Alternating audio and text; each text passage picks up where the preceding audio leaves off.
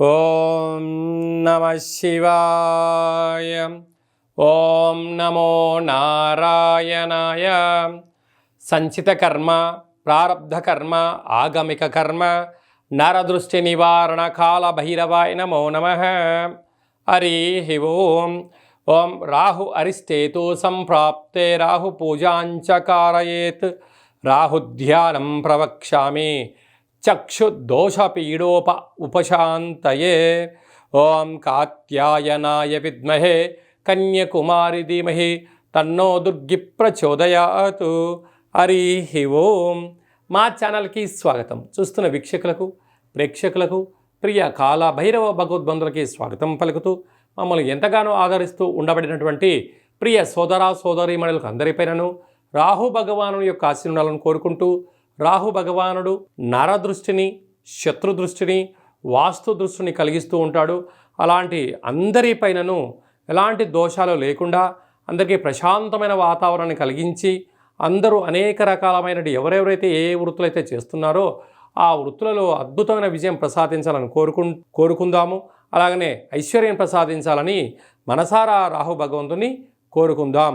అలాగా 18 సంవత్సరముల తర్వాత రాహు భగవానుడు కుంభరాశిలో సంచారం చేయబోతున్నాడు. 19వ తారీఖు 5వ నెల 2025 నుండి కుంభరాశిలో రాహు భగవానుడు యొక్క సంచార స్థితి.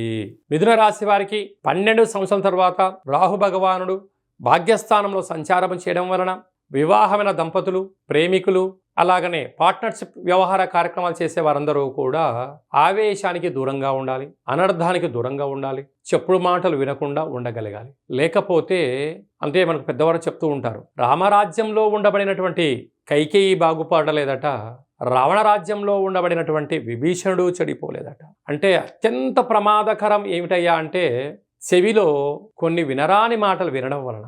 వాళ్ళు ఎందుకు చెప్తున్నారు అంటే నీ యొక్క బలహీనత, నీ యొక్క బలం వాళ్ళకు అవసరం. పచ్చడి సంసారంలో కొందరు పిలిచి నిప్పులు పోసే పరిస్థితి ఉంటుంది. ఇలాంటి కాల సమయంలో ఏది సత్యం, ఏది అసత్యం, ఏది ధర్మం, ఏది అధర్మం, వారు ఆ మాట అన్నారా అనలేదు, వదిలేయండి.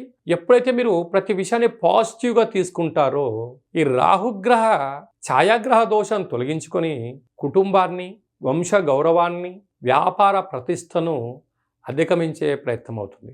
లేకపోతే అనేక రకాలుగా ఇబ్బందులు కలిగి ఎవరికి వారే యమునా తీరే అనే పరిస్థితి ఉంటుంది. అలా కలగకుండా ఉండగలగాలి అన్నట్లయితే ప్రతి బుధవారం పూట రాహుకాల సమయంలో మౌనంగా ఉండడం, దుర్గామాత దేవాలయంలో పూజను ఆచరింపచేయడం, దాన ధర్మ కార్యక్రమం పాల్గొనడం వల్ల వీటన్నిటి సమస్యలు తొలగిపోతాయని చెప్పి గమనించాలి.